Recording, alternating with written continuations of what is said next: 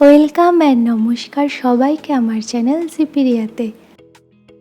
আজ শেয়ার করছি খুব উপকারী একটি শাক, সেটি হলো নটে শাকের রেসিপি। রান্নাটা তাহলে শুরু করা যাক। এখানে নিয়ে নেওয়া হয়েছে এক বান্ডিল নটে শাক। এগুলোকে কুচি করে ফার্স্টে কেটে নিতে হবে। শাকটা এখানে কুচি করে এইভাবে কেটে নেওয়া হয়েছে। এবার এটাকে পরিষ্কার জলে ভালো করে ধুয়ে নিতে হবে। এর সাথে একটা ছোট আলু এবং একটা বেগুনের হাফ অংশ এইভাবে ছোট করে কেটে নেওয়া হয়েছে। এর সাথে নিয়ে নেওয়া হয়েছে 4টে কাঁচা লঙ্কা। এবারে কড়াই বসিয়ে কড়াই গরম হয়ে গেলে তাতে দিয়ে দেওয়া হলো সর্ষের তেল। তেল ভালো মতো গরম হয়ে গেলে তাতে দিয়ে দেওয়া হলো বড়ির ভাঙা টুকরো। চাইলে গোটা বড়িও ভালো করে ভেজে পরে টুকরো করে নেওয়া যেতে পারে। এখানে বড়িগুলোকে ভালো করে লাল করে ভেজে নিতে হবে।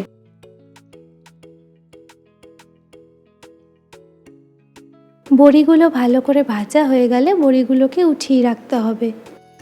এবারে ওই তেলেই সামান্য হলুদ দিয়ে দেওয়া হলো বেগুনের টুকরোগুলোকে।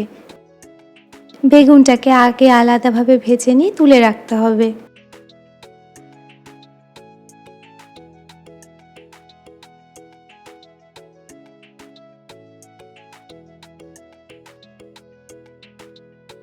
বেগুনগুলো ভালো করে ভেজে উঠিয়ে নেওয়া হলো। এবার ওই তেলেই দিয়ে দেওয়া হলো একটা শুকনো লঙ্কা এবং সামান্য কালো জিরে ফোড়ন।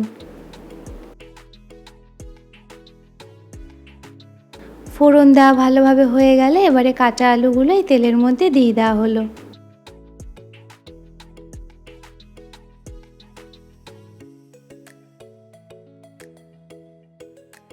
আলুগুলো ভালোভাবে ভাজা হয়ে গেলে এবার এর মধ্যে কেটে রাখা শাকটা দিয়ে দেওয়া হলো।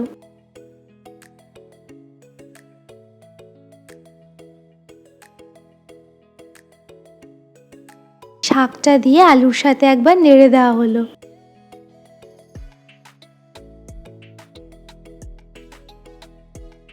এবারে দিয়ে দেওয়া হলো কাঁচা লঙ্কাগুলো, তার সাথে সামান্য হলুদ গুঁড়ো আর স্বাদ অনুযায়ী লবণটা। এবারে সব কিছু ভালো করে শাকের সাথে মিশিয়ে একবার নেড়ে দিতে হবে।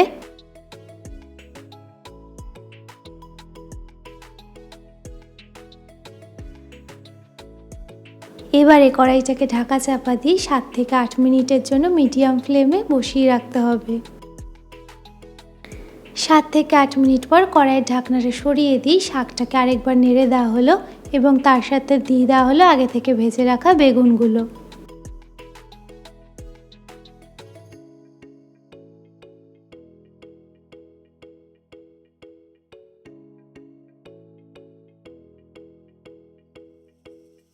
ভাজা বেগুনগুলো শাকের মধ্যে অ্যাড করে একটু নেড়ে দিয়ে এবার স্বাদের জন্য দিয়ে দেওয়া হলো সামান্য চিনি।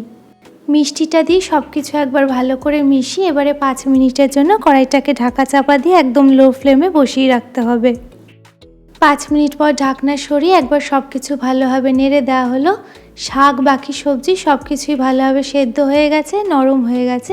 এবারে শাকটা একটা প্লেটে নামিয়ে ওপর দিয়ে ছড়িয়ে দেওয়া হলো আগে থেকে ভেজে রাখা বড়িগুলো।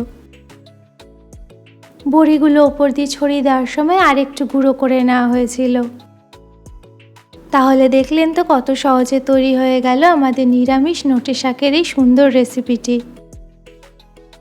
আপনারাও এই রেসিপিটি ফলো করে এইভাবে নটে শাক বানিয়ে দেখুন এবং গরম ভাতের সাথে পরিবেশন করুন।